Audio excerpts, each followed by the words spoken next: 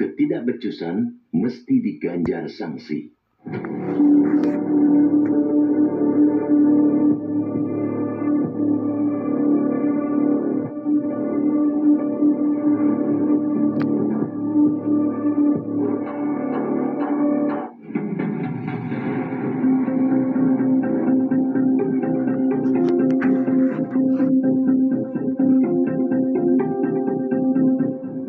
Manajemen keselamatan kapal angkutan penumpang di negeri ini dikelola secara sembrono. Baik penyelenggara angkutan, regulator maupun pengawas keselamatan terkesan menyepelekan standar keselamatan pelayaran.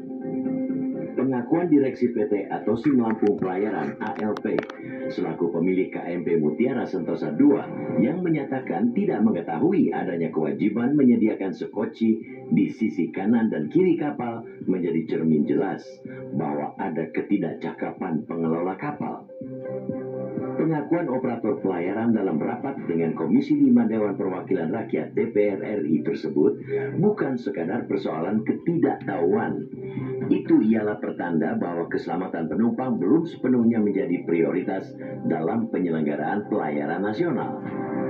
Yang lebih ironis lagi, ternyata KMP Mutiara Sentosa II telah mendapatkan sertifikat kelayakan laut dan Safety Management Certificate SMC dari Kementerian Perhubungan. Padahal kelengkapan yang kasat mata seperti skoci saja tidak ada.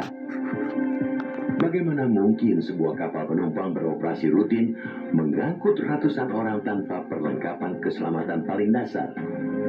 Tanpa ada satupun proses rem check atau sertifikasi ulang oleh pejabat pemeriksa keselamatan kapal.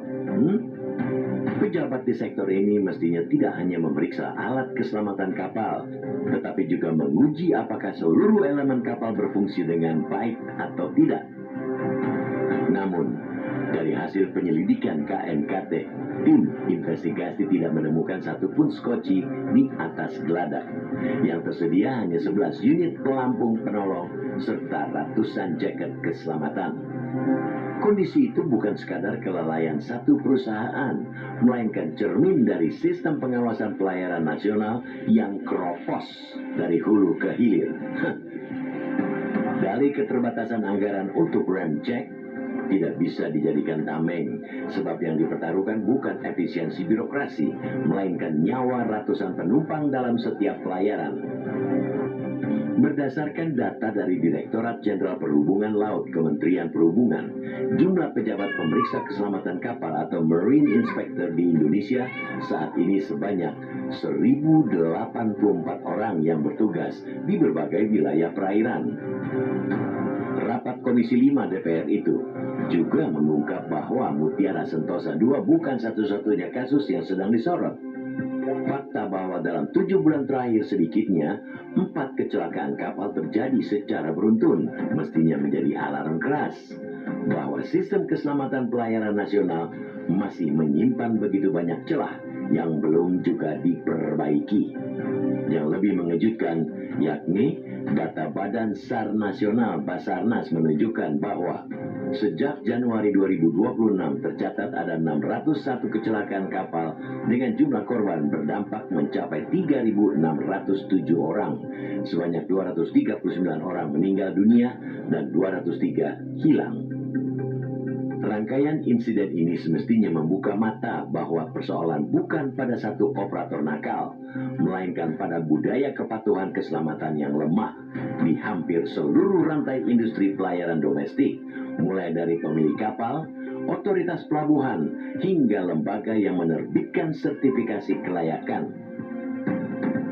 Jika negara tidak segera menutup celah pengawasan ini, tragedi seperti Mutiara Sentosa II hanya akan menjadi pengulangan dari kelalaian yang sama dengan korban jiwa yang terus bertambah setiap kali laut menuntut nyawa yang semestinya bisa diselamatkan. Negara harus memastikan keselamatan menjadi syarat utama dan pertama sebelum kapal membawa manusia ke tengah laut.